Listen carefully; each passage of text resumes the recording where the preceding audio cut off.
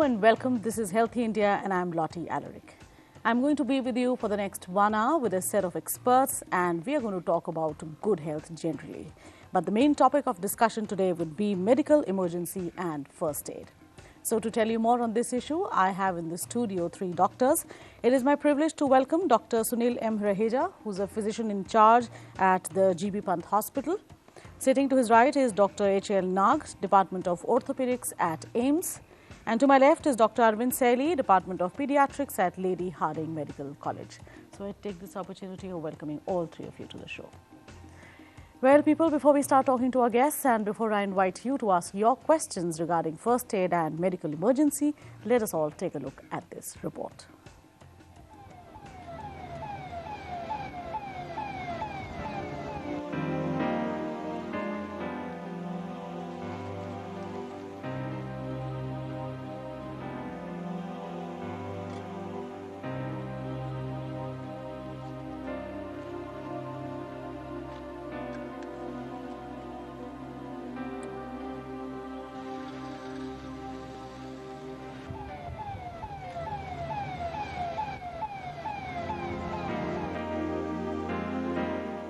A medical emergency is an injury or illness that is acute and poses an immediate risk to a person's life or long-term health. These emergencies may require assistance from another person who should ideally be suitably qualified to do so, although some of these emergencies can be dealt with by the victims themselves. Dependent on the severity of the emergency and the quality of any treatment given, it may require the involvement of multiple levels of care, from a first aider to an emergency physician to specialist surgeons. Many deaths and impact of injuries can be prevented with first aid if casualties are treated immediately.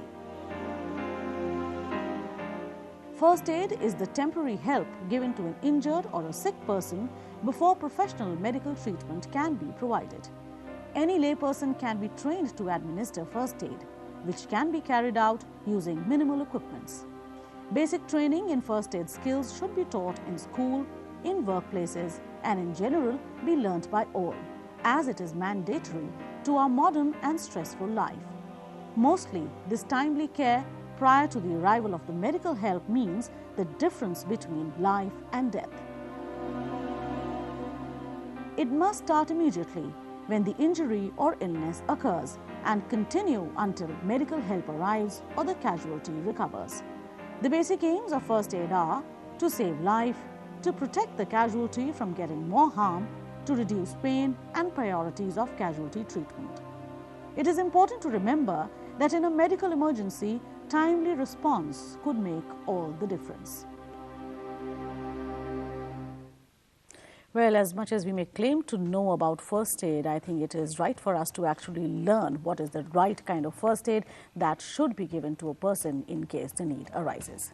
So let me begin with you, Dr. Raheja. When we say medical emergency, what all does it really, what all comes under that? By the term medical emergencies, we mean that any acute illness or injury which is sudden in onset, which happens all of a sudden, and it can be a risk to your life or to the health of the person in the long term. Right. And it may occur at home, on the roadside, in the remote area, in the village, or inside the hospital even. And the person who gets the emergency may be alone or may be accompanied by a person. Particularly for old people, those who live alone, it can be a different situation. Right. The common medical emergencies we get are the difficulty in breathing, difficulty in breathing with choking in the chest, acute onset of chest pain with palpitation, ghabrahat, sweating like in heart attack. Or there can be a change in the conscious levels, altered sensorium, seizures, unconsciousness, like it happens in seizures or stroke. Right. And there could be, other emergencies like sudden onset of severe headache, chest pain, pain in the abdomen, or there could be, non-stop bleeding, which cannot be controlled in the form of vomiting, coughing, or from the any other site of the body. In accidents, in injuries, burns, traumas, and multiple fractures, there can be shock syndromes in various conditions, hyperthermia, hypothermia, acute severe So asthma. which actually means that the list is there endless. are unlimited number of emergencies which we come across. In nutshell, any medical situation which requires immediate attention to save the person's life is an emergency. Is an emergency, right. So, Dr. Nag, I think the first thing that usually happens is panic. You know, everybody starts to create a panic, and I think that is the time when it becomes very difficult for this person to be at least given that first aid. So, as a doctor, what would you like to tell the people in case if anybody suffers some kind of an emergency, what should be the reaction of the people around? Yeah, actually here comes the question of how aware the people are. The public education is important here, and there is no role of getting panic. It's natural to get panic, but I think people should understand that it is somebody's life is at threat. So if those who are immediately available there, maybe their relatives, maybe their servants at home, or maybe there's bypassers. But invariably, maybe because of the lack of our awareness, what happens is, suppose I'll tell you an example of somebody has fallen in an accident on the road. The passers-by will have only two reactions, either to oh, chodo kya karna hai, chalo hamara kya karna hai. Or the others, they will be just like tamashbin. They will be the silent spectators, and their presence hinders. They create a panic because the more crowd means more crowd, and more crowder. That's right. So immediately the person who has fallen, he will need a fresh air. And by surrounding, they obstruct the air. Very simple examples. इसी भीड़ में क्या होगा, वो अगर वो बेहोश हो गया है तो कई लोग जूते खोल के सुंघाने लगेंगे उसको. They indulge in the things which are not required, not warranted. So panicky में उनको जो समझ में आता है कर जाते हैं, and they lose time. So they should understand that they should not get panic, and immediately अगर उनको थोड़ी सी अगर कुछ idea है क्या करना है, then only the role comes. True. Yeah. Something like one has fallen down and limb is fractured. So what is required is अगर bleeding हो रही तो उसको arrest कर दें. जो भी उनके पास available हो, hanky हो या कुछ भी हो, उसे फटाफट उसको लपेट दें. Clean वाला होना चाहिए. और अगर वहाँ पे कुछ भी चीज़ें available हों, जैसे कोई वुडन पीस वगैरह, या अगर नहीं है तो अखबार को रोल करके साइड में लगा के लिम्स को लपेट दें. तो at least second damage, second insult can be prevented. And same thing is neck का पोजीशन क्या है, अगर वो हवा ले रहा है, नहीं ले रहा है, सांस ले पा रहा है, तो सिंपल अगर नेक को एक तरफ में टर्न कर देना, itself is a life saving, and so many other things are there. That's right. Now, Dr. Saili, I think children are the ones who are most prone to injuries because these are the ones who actually do not know what is happening to them. So, as parents, what should they watch out for, in children? And also another thing is, at the moment something happens to a child, there's huge panic all around. Absolutely. Children, they are in a growing kind of a age when they start exploring around. Right. They initially, the toddlers, when they start walking around, they start exploring. And when they're exploring, then they tend to get into problems. And that's when the accidents occurs. A person toppling over, there's a sharp edge somewhere, coming across the sharp edge and sort of getting injured as a result. Or there are these plugs and the sockets where they try and explore and poking their fingers. They can be electrocuted as a result. So there are these issues, and one has to be very careful in these, that there should be no sharp edges. Give ample space for the child to walk around, and there should be, the glass things should not be there, and nothing breakable should be there, very close to the child, which is accessible to the child, so that he injures. And what is very important is, I feel that we've experienced it very recently as well, that the medicines and all, they should not be within the reach of the child. In fact, anything which is drinkable should not be within the reach, so that the child doesn't inhale or ingest that and gets into a problem. And coming about the panic bit, I feel that one should be very cool. Emergency means urgency, but doesn't mean that you just rush out and do whatever. And I think there are positions that one has to take on that one. But urgency is the bottom line. One should be very careful about it, and then urgently one must seek medical help for tackling with these emergencies. All right. Now, Dr. Reja, since this is the festive season, the onset of Dussehra, and now we'll all be moving towards Diwali. So now this is the time when children are usually playing with bows and arrows or with little pistols that they get in the melas and all that. So eye injury is something which I'm sure you people must be coming across very often at this time of the year. So what is your take on that, first of all, and how do you think something like this can be tackled? Yeah, the first thing is the child must be taught how to handle the arrows, and primarily we should avoid that situation. Right. But since the children, they are, they just fond of all these issues. Yes. So they should be given the education, when to hit the arrow, how to handle it, how to go around it, and take care of the other persons is not getting injured. Not only the eye, but it can injure anywhere. That's right. So the other thing is, if any injury happens, then even if in the eye, it is most important that you immediately seek the professional medical attention from a qualified eye specialist and immediately rush to the hospital without any delay, and don't try to do this panic situation. Be calm, but act fast. Right. If people start washing the eyes, usually, you know, if there is any kind of an injury, the first thing that people would do is actually give the eye a thorough wash. Yeah, that depends. If some chemical has gone into the eye, then we immediately recommend that the eye must be washed for a couple of minutes, few minutes with the plain water. But if there is an injury and if there is a bleeding, then the take home message should be just put a sterile gauze and take to the nearest medical help. And don't panic, stay calm. First hour is the golden hour. Make sure that you don't waste time. Minutes are muscles. So you have to take that message into your mind without delay, without any panic. You must seek the medical attention immediately. Right.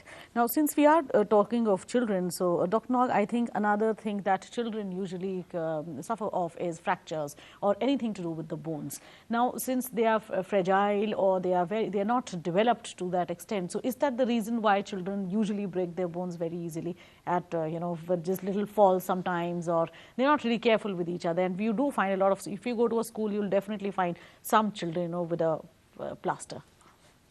Yeah, you are right. There's a difference between this, you know, growing age and the grown up. So, like say, grown up, their bone is, you know, they have, they have reached the growth, and further they grow older, the bone is brittle.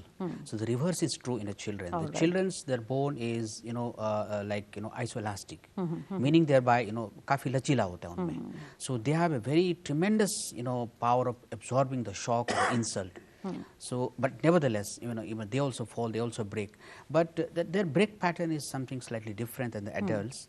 So, usually it will never be like, you know, dangling the limb as in an adult. Right. So, अगर थोड़ा भी टेढ़ा हो जाए, that is very serious for children because their growth will be affected. And as a result, the limb is likely to be, you know, bent, or, you know, the growth will be slow. So as a result, you know, one limb will be longer than the shorter than the others. So the treatment of the entire life, it depends on, you know, their simple injury. So meaning thereby in a children, even if, you know, sometimes even you know, children are taken and X-ray is done, and even the, you know, the expert is not there, likely that they will miss it. So the more reason that the parents must bring the children to an expert and without any negligence. Absolutely, right. Well, time for us to slip into a break, but people do remember that today we are talking about medical emergencies and first aid. So do come back quickly, as that will be the time when you will be able to ask your questions and you will get your answers right here, right now. So don't go away, as we'll be back in just a moment.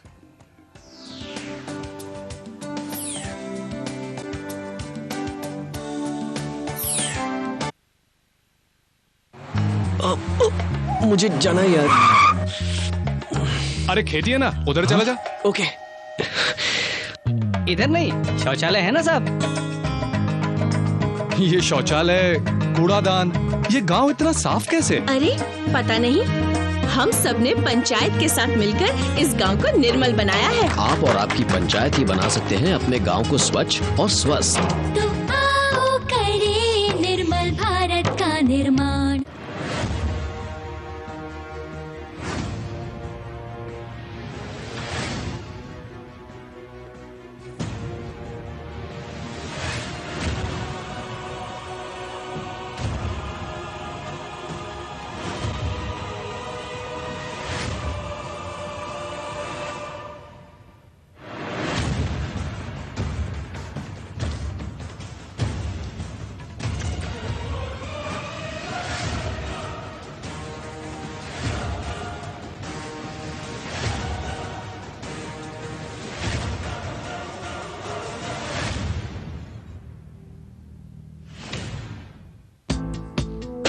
रखते हैं आपके सरोकारों का ख्याल, उठाते हैं आपसे जुड़े मुद्दे, सुनते हैं सबका नजरिया, करते हैं बेबाकी से बात, आपकी आवाज, आपका मंच, देखिए हमारे साथ लोकमंच. Attention all Central Excise and Service Tax assessees. The e-filing of returns is now mandatory from 1st October 2011. So log on to these websites and ensure that you file your returns on time. Customs and Central Excise.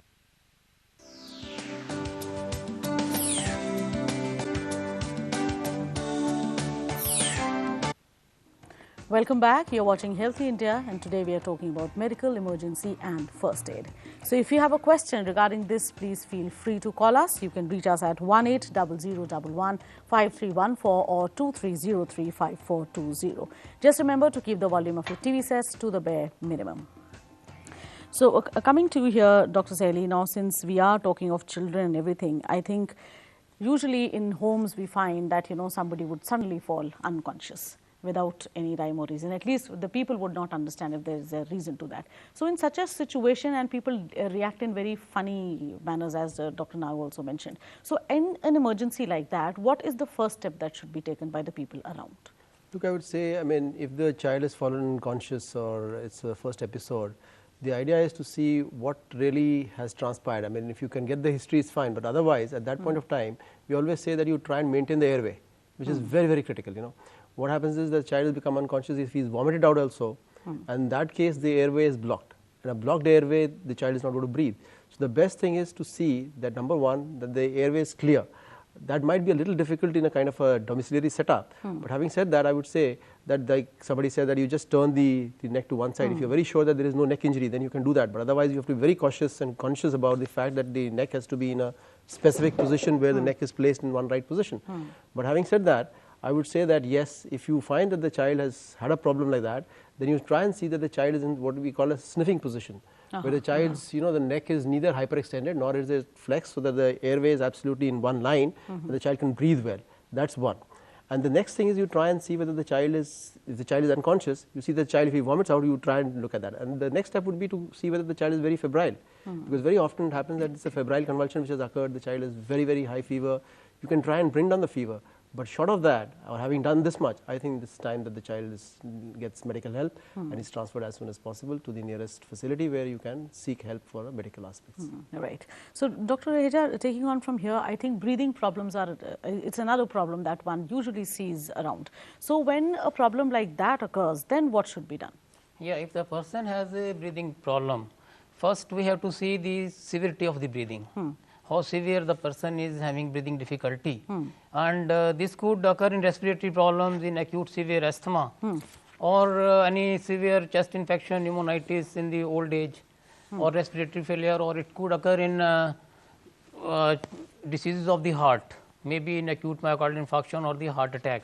And you have to just see the situation, and if the person has that kind of a problem, immediately we should assess the situation, and we should see how far we are from the first emergency help, because these things can get worse on the way also. Without wasting, the person should be taken to the hospital. And if in case the person has a breathing problem and suddenly we see that person gets unconscious and is not responding at all, that is a situation where the respondent has to act very fast, carefully, see for the pulse and the breath of the person. If the person is breathing, not breathing, and now the guidelines have changed according to AHA. Let me come back to the guidelines, but before that we have with us Ashok from Haryana. So Ashok, if you are there with me, welcome to the show. Ashok, are you there, please?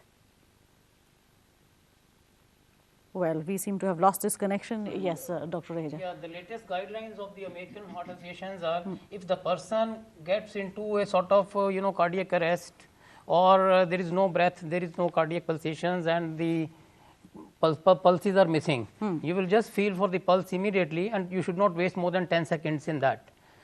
For the benefit of my doctor friends, paramedics and others, now earlier the idea was ABC, airway, breathing and chest compressions. Now it is reverse. It is basically chest compression which comes first now. Okay. Because that is the vital time when the chest compressions, which should be given at the rate of 100 per minute. And the 30 chest compression should be given immediately by the bystander, which should be very effective. The sternum should be compressed 2 inches. Earlier it was 1.5 to 2 inches. Now that part is over. For children, it should be more than 1/3 of the anteroposterior diameter. And after 18 seconds, that means 30 compressions, chest compressions, you will give it 2 breaths. If the provider is only one, then he can activate the emergency services in the meantime and ask for the emergency help. Right. And we'll continue to do Dr. Raheja, again, I'll have to interrupt you because right now we are joined by Savita from Mumbai. So, Savita, can you hear me, please? Hello. Yeah, please go ahead, Savita. हाँ hello, देखिए मेरे पिताजी है, 80 year old है और उनको 2 बार उनको paralysis हो गया, बेड रिडन है और 2 बार वो अभी बीच में एक 8 दिन के गैप में अनकॉन्शियस हो गए। तो उसके बारे में उनको बीपी कुछ 80 और 60 हो गया था। तो डॉक्टर ने बोला था एडमिट करने के लिए, लेकिन एडमिट करने गई थी तभी उन्होंने एडमिट नहीं किया। तो अभी सेकेंड टाइम वापिस कल भी हुआ था, तो क्या करना चाहिए मुझे इमरजेंसी में? Right. Savita, let me see. Dr. Sally, would you like to tell her? Well, I would only say that if he is becoming hypotensive, is the person taking enough fluids orally?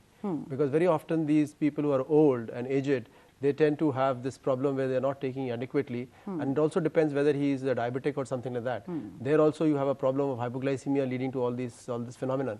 But one has to go into the details of what is really happening, because very often as far as unconsciousness is concerned in this kind of a scenario is because they have very stiff arteries over here. So they go into a vasovagal kind of an attack where there's a, I would say not really a vasovagal, there's a TIA, transient ischemic attack, where the blood is not going into the head and the person just goes unconscious. So one has to take an elaborate history to really say as to why the person is becoming unconscious or why he's becoming hypotensive or what is the reason for that. All right. Well, I do hope you've got the answer there. You'll probably have to take your father again to the right doctor. And now we are joined by CM Jetli from Maharashtra. So, Mr. Jetli, if you're there with me, what is your question? हाँ नमस्कार, मेरा एक suggestion है जी कि जैसे diabetes वाले आदमी को डायबिटीज कम हो जाती है और ब्लड प्रेशर वाले का ब्लड प्रेशर कम होता है, या किसी को मिर्गी आती है, या किसी को हार्ट की प्रॉब्लम, हार्ट अटैक आ जाता है, तो कोई ऐसा जैसे बिल्ला या कोई सिंबल अपने शर्ट के ऊपर अपने कपड़े दागे लगा रहे हैं कि लोगों को मालूम पड़ेगा आदमी इस प्रॉब्लम से, ये इसको डिसीज है, प्रॉब्लम ये है। क्योंकि जहाँ तक नॉलेज है मेरी कि जिसको हार्ट अटैक अचानक आ जाता है उसको पानी पीने को नहीं देना चाहिए। जैसे किसको हार्ट अटैक आता है, मैंने देखा लोकल ट्रेन में या बसों में या रास्ते में गिरता है आदमी, तो सबसे पहले उसको पानी पिलाने की कोशिश करते हैं, पानी पिलाते हैं जो कि उसकी लाइफ का डेंजर होता है।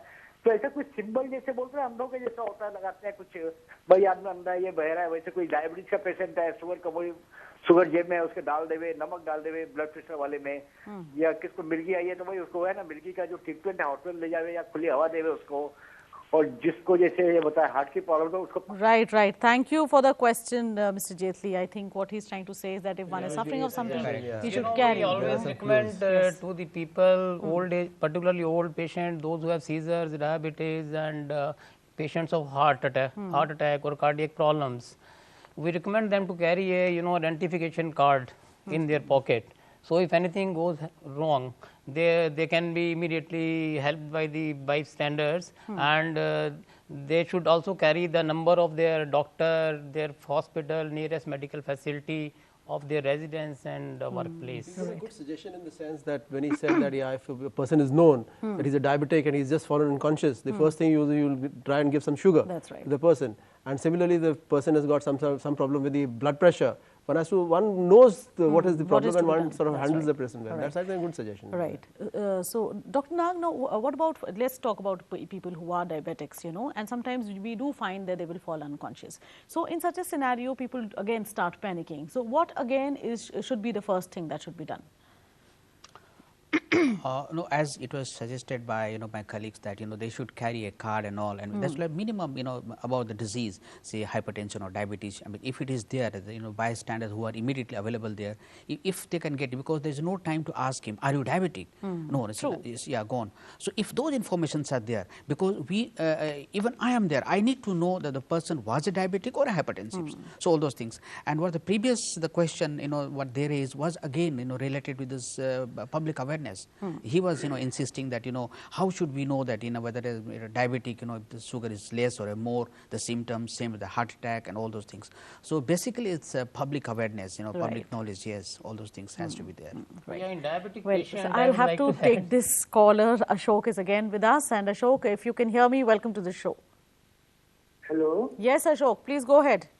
हाँ जी मैडम, मैं ये पूछना चाह रहा था कि कई बार ना किचन में कार्य करते हुए जैसे जलती हुई कोई भी लिक्विड वगैरह है और एकदम से मतलब बॉडी पर गिर जाती है, तो हमको इमीडिएटली क्या प्रिकॉशंस लेने चाहिए, या मतलब इमीडिएटली क्या फर्स्ट एड के रूप में लेना चाहिए कि मतलब हम ज्यादा उससे प्रभावित ना हो, जले हुए से मतलब हमारे शरीर पर ज्यादा इफेक्ट ना पड़े. Right. Thank you for the question. Dr. Raheja or Dr. Nag, would you like to say something on this? If somebody is in the kitchen, the emergencies that arise in the kitchen, and especially burn injuries, if we are told. Yeah, that's right. Burn injuries, the first thing will be if it is like say in kitchen, is very common sight. So immediately whosoever is available, again there is no question when you panic. So they should be in a position to whatever is available, like say any blanket or whatever it is, they should cover the part so that the further burn doesn't spreads, and immediately the fire is controlled. And then the local part has to be taken care of in the form of position of rest and all those things, and they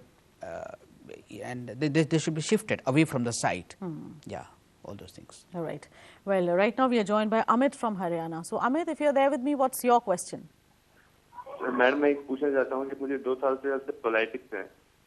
colitis? हाँ जी, ulcer colitis है. Okay. तो मैंने पहले Jaipur golden से इलाज करवाया था. वो कह रहे थे कि आपको अपनी ये मतलब दवाई चल देते रहना पड़ेगा अपने होल लाइफ में, ऐसा रहेगा जैसा है. तो फिर उसके बाद मैं एक्सरे कराया, एक्सरे किया तो बोले कि ऐसा ही आपको भी मतलब अब हमारे पास इसका पक्का ट्रीटमेंट है नहीं हमारे पास. वो कह रहे थे. तो मुझे पता करना है कि एलोपैथी में है इसका इलाज या नहीं. Well, first of all, Amit, I don't think this is a question related to our topic here today, but just for your benefit, let me just request Dr. Raheja if you can say something. Ulcerative colitis is a chronic inflammatory disease of the intestine, and it needs a long-term management.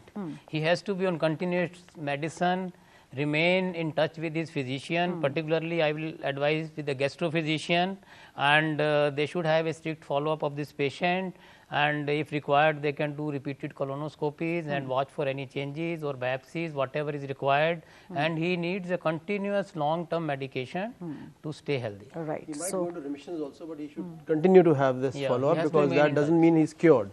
That's very important. Yes. So Amit, I think your doctor is right when he says that you have to take this treatment for all your life. So the faster you accept that, the better for you.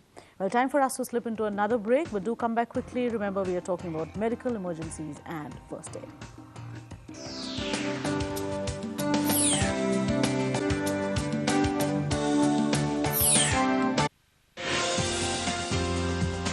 संसद में आता है विधेयक, बनता है कानून. कानून होते हैं आपके लिए. दिखाते हैं आपको कैसे ये कानून आपसे सरोकार रखते हैं. देखिए मेरे साथ संसद से सड़क तक हर सोमवार रात 8 बजे.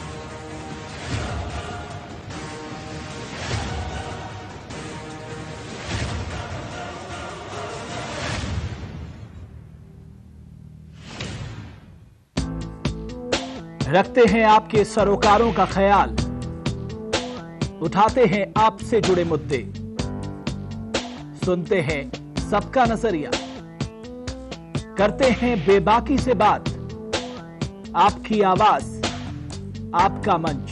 देखिए हमारे साथ लोकमंच.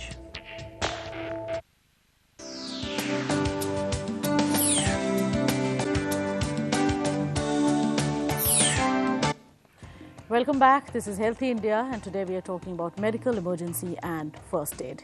Do call us, and remember that we are talking only about medical emergency and first aid today, and the numbers are the same, which are 1800115314 and 23035420. Well, right now we have with us Mr. Rao. So, Mr. Rao, if you are there with me, what is your question? Many people may not be aware that there is an Asian chest pain clinical services with number 126126, which is available around the clock for cardiac emergency. Do you agree with me, sir, that such a helpline should be given mass publicity so that people can avail of the services? Absolutely, absolutely. I think we all can say that in unison, that these kind of numbers should always be displayed anywhere and everywhere so that people know as to how to reach them and what are the kind of facilities that they can get their hands on. Well, coming to you, Dr. Saili, now since we were talking about respiratory problems, now what are the respiratory emergencies in children and how can they be tackled? Look, if we talk in terms of a sudden onset respiratory problem in a newborn, in a child, I would first think in terms of a foreign body aspiration. Okay. You know, because they are in that age group when they are probing around, looking at things, putting things in the mouth and then just taking it in. So there's a sudden onset respiratory distress. The first thing which comes to mind is a foreign body. Now, if you find that the child was okay, and this is at home, and you suddenly notice that this child is say maybe he's a smaller child, he's less than a year old, and he started going into this distress. So the best thing is we have a maneuver where we lift the child and we'll give him 5 slaps at the back of the child. Okay. At the center, which is at just below the scapula, just below the shoulder bone. We'll give him 5 beats there, and then we turn around the child and then give 5 thrusts again on the sternum over in the front. And then that is when the child tends to take out the foreign body. It can come out. Okay. This is one way. The other thing is that if the child is older, if he is more than 1 year, then in that case what we say, we talk of a terminology. I don't think it's very important to talk of the terminology. It's called Heimlich's maneuver, where you have the child, you hold the child with the pressure on the abdomen. Okay. So that the child, and then you squeeze this abdomen over here, so that the entire diaphragm, which is the partition between the thorax and the abdomen, it pushes up, and the foreign body also tends to come out. So these are the 2 maneuvers which are very, very critical and very, very important in terms of a child who's suddenly gone into a respiratory problem, because you're talking in terms of a foreign body. Of course, once that is done and you feel that you've cleared that, it's okay. But if you've not even cleared that, then obviously the person has to go to the hospital. Next bit is respiratory distress in a child would be whether he's a known asthmatic, number 1, or is he, apart from asthma, does he have a bronchiolitis kind of a picture, which is, you can start from the nose and go downwards. Nose, a blocked nose, because when you're talking in terms of younger children, they are obligate nasal breathers, they just breathe from the nose, so the nose is blocked, they'll go into a respiratory distress, and the parents are concerned. Then going down, there is something called epiglottitis. There is a soft tissue which is just at the entrance of the entrance to the trachea. If that gets inflamed, the child has got problem. If the vocal cords get inflamed, there is a problem. If below down, if the trachea is bacterially involved, it's a problem.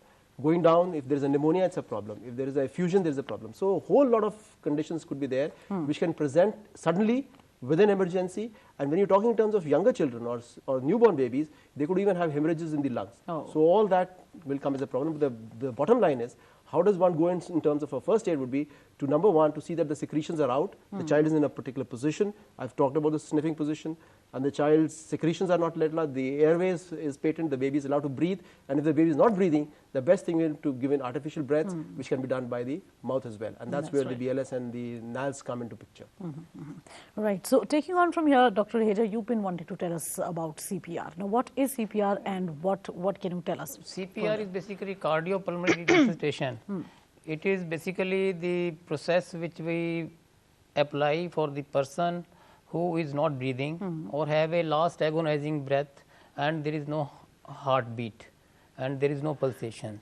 The latest guidelines of the American Heart Association 2010, for the benefit of the viewers, it's important to understand. Now we recommend that as and when we see a person who is not breathing, there is no cardiac pulsations and there is no pulse, without wasting for more than 10 seconds for feeling the pulse, we should first immediately activate the emergency services. And if there is anybody accompanying, there are 2 rescuers, then the things are better. If there is only 1 rescuer, he should first activate the emergency services, and if it happens in the hospital, like we ask for AED also, that is defibrillators, and immediately you should go for the effective chest compressions. And that should be done at the rate of 100 per minute. After giving 30 effective chest compressions over the sternum, the chest should be compressed in adults for 2 inches for effective compression, because now it is recommended and the studies have shown that the effective chest compression can push the blood into the vital organs immediately into the heart and brain. And after 30 compressions, you can start with the 2 breaths. And in the meantime, if the bystander is there, he can activate the emergency services, call for the defibrillators, and then accordingly we can proceed till the time the next emergency help arrives. The idea behind this is, earlier it was ABC, airway, breathing and chest compressions. Now it is reverse. Now the studies have shown that the chest compression done before have a better chance of survival, because it is easier to start even for the bystander, even if it happens on the roadside where the rescuer cannot reach. Even the person on the roadside can be advised on the telephone to have the effective chest compression over the sternum. And the several studies have shown, even if the chest compressions are only done without any breathing, the survival of the patients are better than those who are not given any chest compressions. At all, right. Well, time for us to take another caller. This is Rakesh from Delhi. So, Rakesh, if you're there with me, welcome to the show. Hello. Yes, Rakesh, go ahead. Madam ये पूछना चाहता कि बच्चों को sports injury में क्या एहतियात बरतनी चाहिए? स्पोर्ट्स इंजरी हो जाती है जो. Right. Thank you for the question, and I'll take this, divert this to Dr. Nag. Sports injury में yes, yeah, Dr. sports injuries usually again the question of immediately the part has to be put to the rest, and ice is frequently available in a pouches, in a freezed ice that has to be applied.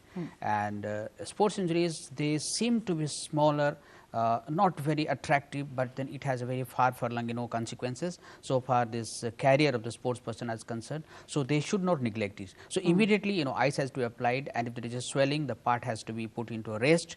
And if the athlete cannot continue, then it has to be brought to the safe position where there is no stampede or anything, or the other colleagues they don't run over him, etc. and all. And immediately the concerned experts has to be consulted. Right. Okay. Now since we are all dependent on electricity for using all the gadgets that we have, so Dr. Nag, now what happens if say a child or even an adult comes in contact with electricity and gets the shock, then in an electric shock, what is the first thing that should be done? See, the electric shock, what happens, it happens in a fraction of seconds. So the damage has already taken place. So even the rescuers, they have to make sure that the workplace where they are going to rescue is safe for them. Like say first thing they have to put off the light or take out the switch, etc. and all. Then only they should approach it, because their safety is also important. And immediately again the same things what we have been repeated again, whether the person whether he is breathing or not, all those things comes. All right. Yeah, the most important thing is that rescuer should see the situation and the place. Is it safe for the victim as well as himself? That's because the safety of the rescuer is also equally important. Absolutely. So that thing has to be taken into consideration when you are going to do the rescuer. Not only that, whenever there is an electric shock, there are 2 or 3 things which happen. First is there could be a burn on the person. The person who's had the shock could have electrical burn, so the burn has to be taken care of. Second thing is that a shock, in the technical sense there is a shock, and a shock in the sense that the person really feels that kuch mujhe ho gaya. Those 2 things have to be taken care of. And third thing is the heart goes into a flutter. There is a arrhythmia which is taken care of, and that also leads to a shock. So all these 3 things have to be taken care of, and the basic life support remains the same what Dr. Rai just talked about, where you have the BLS, but there are riders with that as well. When you're talking of riders, we are not talking of the babies who are less than 1 month old. There it's again ABC, it's not CAB, because there again primarily it is the respiration which is given rise to the cardiac arrest rather than the heart per se doing the whole problem. So there we follow what was being followed earlier. Absolutely. Well, now we have with us Rajkumar from Uttar Pradesh. So Rajkumar, if you're there with me, what is your question? Yes, ma'am. My question is. Yes, go ahead, please. यदि emergency backbone में हो, तो उस time पे हमें क्या करना चाहिए, और अगर ये प्रॉब्लम लंबे समय तक चले तो हमें किसी सर्जन का आप बता सकते हैं दिल्ली में, जहां हम उससे जाके कंसल्ट कर सकें? Emergency to a backbone. Yes, Dr. Nag. Yeah, what he means emergency is, what I understand is even sudden pain, even that could be the emergency for the person concerned. But there is a beyond that. So if there is immediate pain, then probably it is not that severe. But suppose that immediate pain is associated with, one is feeling numb in the, both the legs, or one is not able to even pass urine and all. Yes, that is a definite emergency. So that is one issue. Another issue is, again, at the time of accident, like say earthquake, or even at the bus accident or the car accidents, yes, the back is usually involved in that. So usually what happens is, whenever there is a spine is involved, is a fractured or even is twisted, the ligamentous injuries. So what is more important is the spinal cord running in between, inside the canal, that gets damaged. So the first thing on the site is, it should not get a second insult. So again, the position of the patient is very important. Like those who are available on the site, they should shift the patient in a very, very careful way, on a preferably on a something kind of a hard wooden board, not a very flexible board and all, not like that what the patient, they are being transported in a cycle or a carry, one holding the leg, one holding the hand, and again the spine is getting bent. So that is, I think, not very safe. So the safe transfer of the patient till the time the experts are available and further investigations are done is very important. I would just like to add one thing in this one. Whenever there is an injury to the back, you are not very clear as to the injury is what level. If there is the neck also involved, one has to be very careful, because there is a tendency that we try and flex the neck or we turn the neck. The neck and the body has to be in one line. In fact, that can be even blocked by putting sandbags on the two sides. So the person's neck doesn't move. And if the person has to be moved, then the person moves like a log roll, The neck and the body, they move in the same direction. So that the neck remains straight, because there is a possibility of injuring the spinal cord in the neck, which can lead to paralysis of the entire body, right from the diaphragm to the breathing muscles to the arms to the legs, everything. So it's very, very critical that the position has to be taken care of. Right. Well, let's take in Mr. Sitaram Sharma from Haryana. So, Mr. Sharma, if you are there with me, welcome to the show. Madam Deeparam Sharma बोलता हूँ जी। Madam मेरे को गले में problem रहती है, खाने में खाना खाता हूँ तो मैडम मेरे को पानी पीना पड़ता है, जैसे खाना अटक जाता है मैडम। और मैंने बॉम्बे भी इलाज करा मैडम, रोहतक भी इलाज करा, सूरत भी इलाज करा madam. Well, I do not know whether this could be an emergency or not, but Dr. Raheja, आप कुछ बताना चाहेंगे? Yeah, इनको basically he should go to a gastrophysician, go for an endoscopy, get his the oropharynx upper part of the throat, and that esophagus should be checked up, and accordingly the decision can be made only once you can find out the cause, what exactly is causing this problem. Absolutely. Well, so you'll actually have to go to a doctor who will be able to take a decision for you. Well, time for us to slip into another break, but don't go away, as we'll be back very quickly.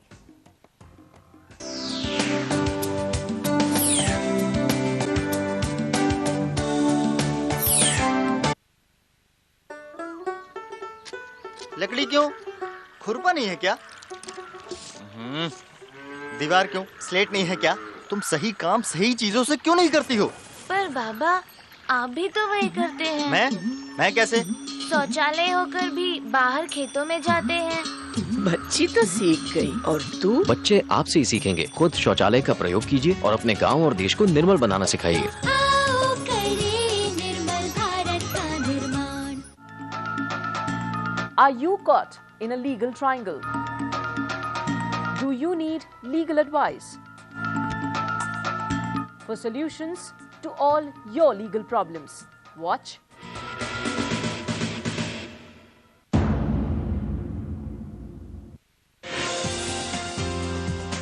संसद में आता है विधेयक, बनता है कानून। कानून होते हैं आपके लिए, दिखाते हैं आपको कैसे ये कानून आपसे सरोकार रखते हैं। देखिए मेरे साथ संसद से सड़क तक हर सोमवार रात 8 बजे।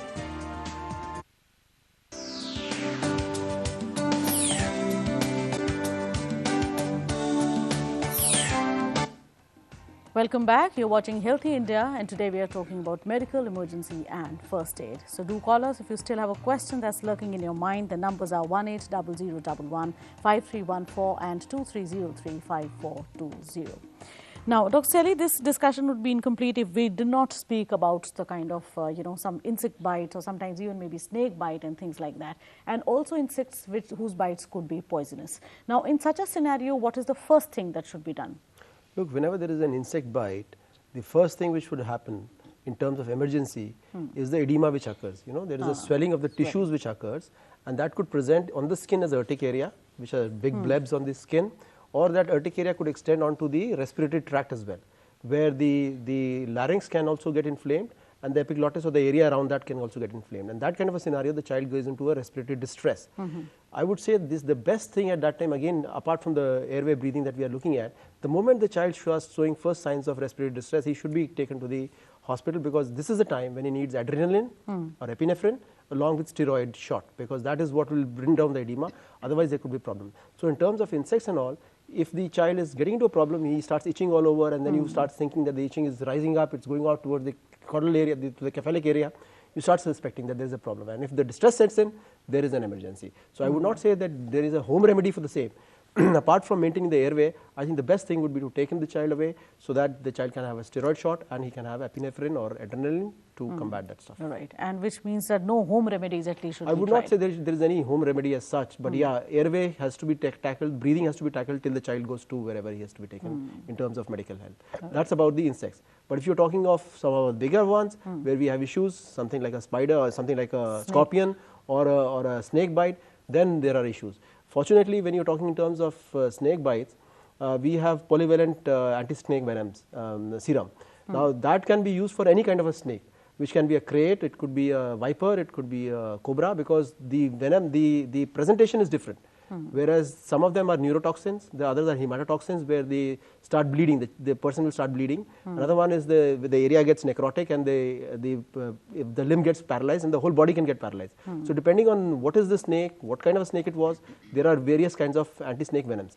But then we have a polyvalent one where the same thing, you give about 30 vials of the same, is given as a drip, it just goes off. If the person starts improving, fine, and one doesn't have to wait, because if you start waiting, the moment the symptoms start setting in, one has to be very, very quick. This is really an emergency because one can actually lose life as a result of the snake bite. Right. So if there is a history that there is a snake bite, it just went past and the child is unconscious or something is happening to the child, take him to the facility and see to it that the patient is taken care of. Right.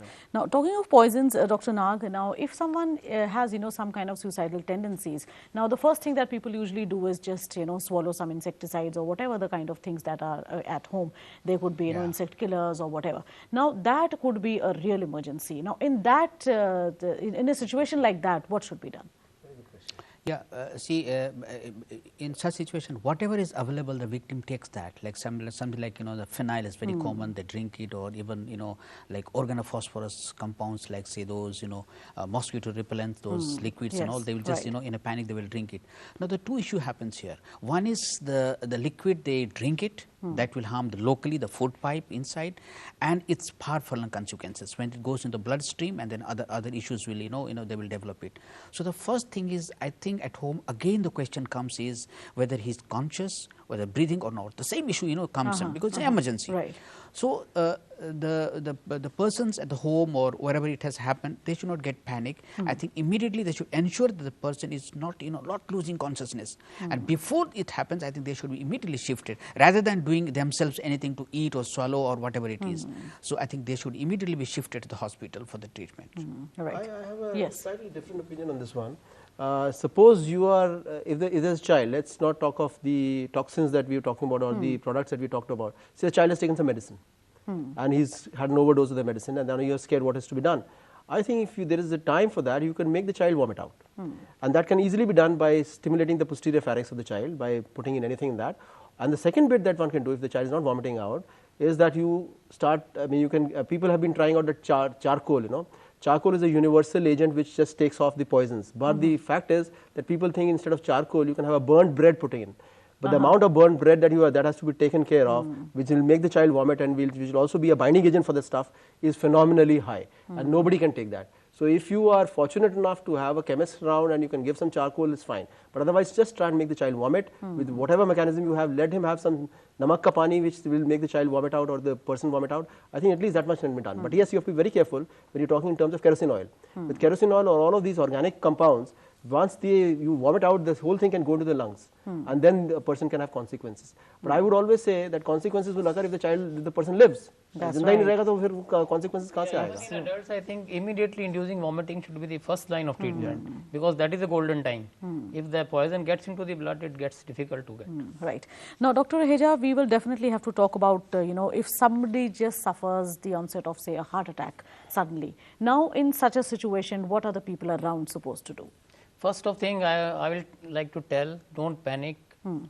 Just act fast. First hour is the golden hour, minutes are muscles. So if the person is an 40+ elderly male, known case of coronary artery disease, we should immediately, we can give a sublingual chewable aspirin at home.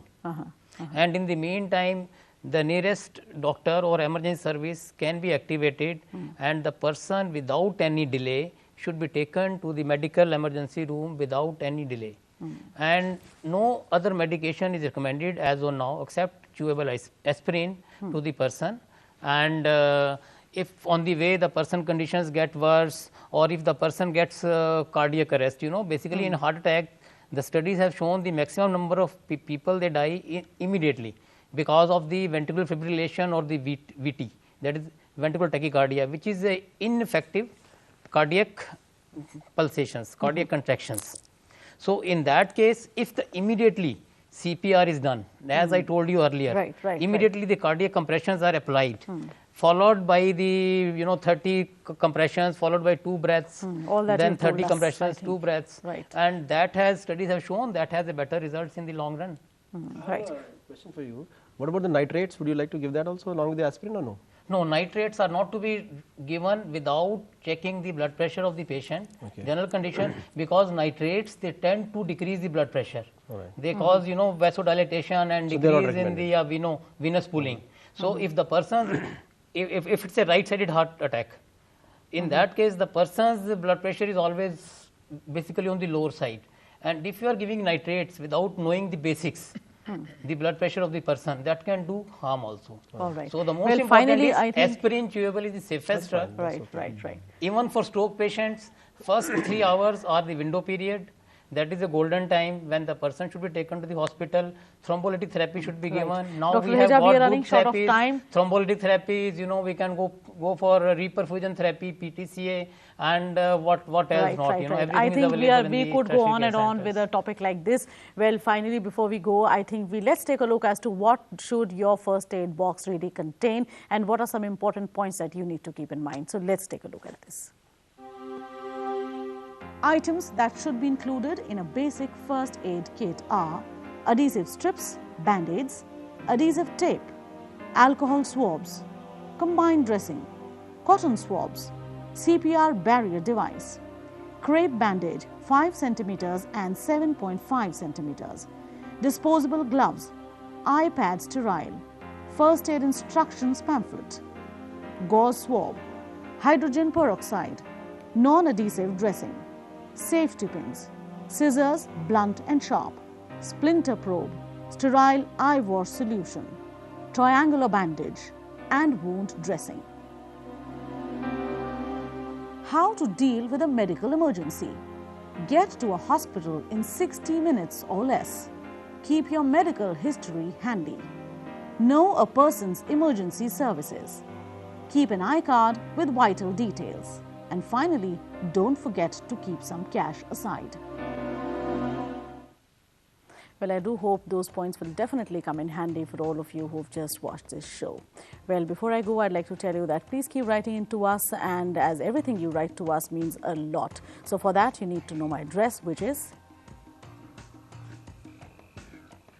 116 Lok Sabha Television, Parliament Library Building, Parliament House, New Delhi 110001. Email healthlstv@gmail.com, and our toll-free number is 1800115314.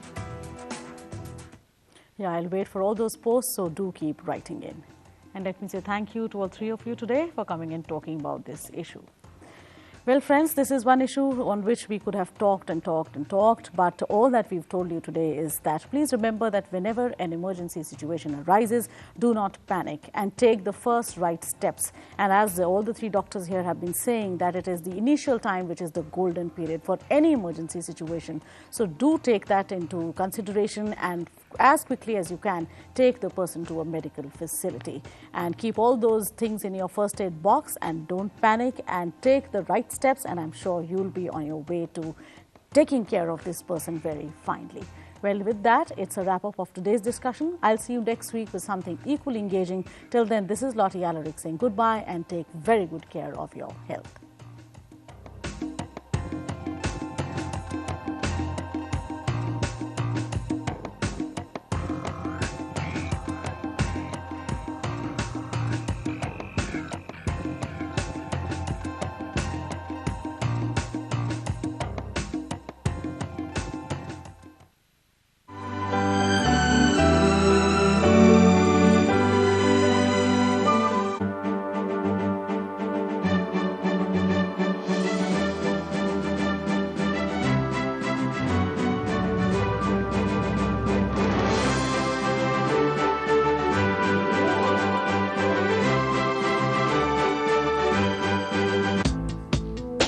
रखते हैं आपके सरोकारों का ख्याल, उठाते हैं आपसे जुड़े मुद्दे, सुनते हैं सबका नजरिया, करते हैं बेबाकी से बात, आपकी आवाज, आपका मंच।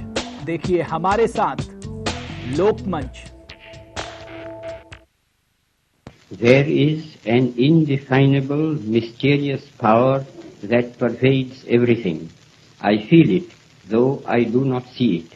It is this unseen power which makes itself felt and yet defies all proof, because it is so unlike all that I perceive through my senses. It transcends the senses, but it is possible to reason out the existence of God to a limited extent.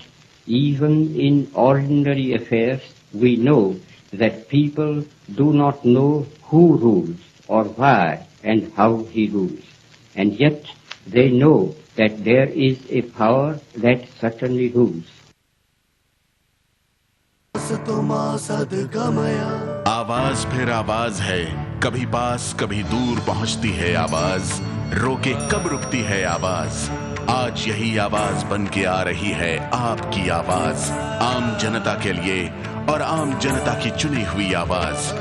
यही होगी आम इंसान की आवाज, जो बनेगी हिंदुस्तान की आवाज, सबसे आम मगर सबसे खास।